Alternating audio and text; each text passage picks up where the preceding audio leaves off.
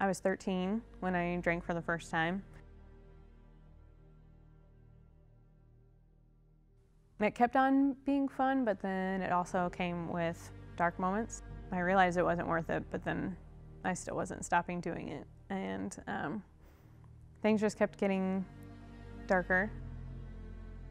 I kept thinking more and more about how I didn't matter and how it would be fine if I just wasn't around anymore. I had many hours of drinking one night and followed it with a full bottle of pills and went to bed just to see what would happen. I was fine either way. It was a really messy day for me, but I kind of just felt like I had my answer, like there was something bigger that I was around for, but I still didn't know God at this time or know what that meant at all. I just knew that I wouldn't do that again. You know, little by little, God started working on me. I was invited to Elevate from a flyer in the mail. It was very colorful and inviting, and it didn't look like it was a church, which really intrigued me. I went by myself, and as soon as I got out of the car, I already had a guy in the parking lot smiling at me, saying hi, and then people were waving at me from across the street. It was really nice. It was a little overwhelming, but in a good way. The last woman that I talked to told me when I went inside to save her a seat next to me, and she came, like in the middle of worship, she came in and sat next to me so I didn't have to sit alone. And it was awesome, and I loved it, and I decided that I would be coming back. There were so many opportunities to serve in so many different areas. So I filled out a card to serve, but I kept it in my purse for a while.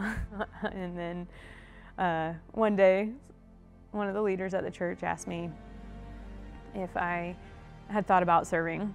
And I said yes, and she asked me why I hadn't done anything about it yet. And so I told her, and she asked me, well, do you love Elevate? I said yes. She said, do you tell people about Elevate? Yes. Do you invite people to Elevate? Yes. And I think there was one more question. I can't remember what it was, but I already knew where we were going with that anyway. So I just gave her my card. And shortly after that, somebody from the church asked me if I wanted to grab some coffee. And we were at the coffee shop for, I don't know, at least a couple hours, I think, just sharing about ourselves. And I'd lived in Bloomington for about 6 years and still only had like my sister's friends for the most part and never made my own. And then being friends with her led to being friends with her friends and meeting more people.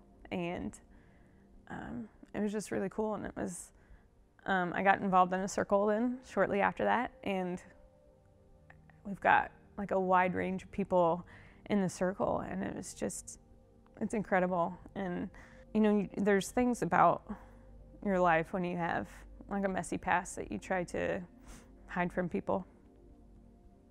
And it's like the more that I shared with people, the more they loved me.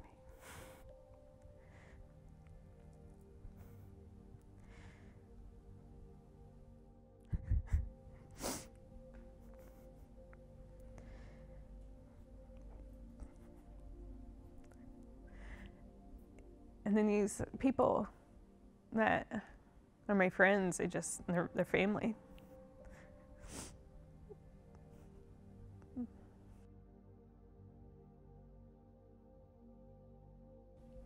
Suppose one of you had 100 sheep and lost one. Wouldn't you leave the 99 in the wilderness and go after the lost one until you found it? When found, you can be sure you would put it across your shoulders, rejoicing. And when you got home, call in your friends and neighbors, saying, celebrate with me, I found my lost sheep. Count on it. There's more joy in heaven over one sinner's rescued life than over 99 good people in no need of rescue. Reading that verse after being the found lost sheep, it just is packed with so much emotion, realizing that, like, this verse was written about me. This verse was written about so many people. Like, God cares that much about one. I mean, I lived a life thinking that I didn't matter at all, and it misproves me wrong. He cares about the one, and I was the one. And there's so many other people that are the one and are thinking the same things that I had been thinking. And it's incredible to know that every single life matters, including your own.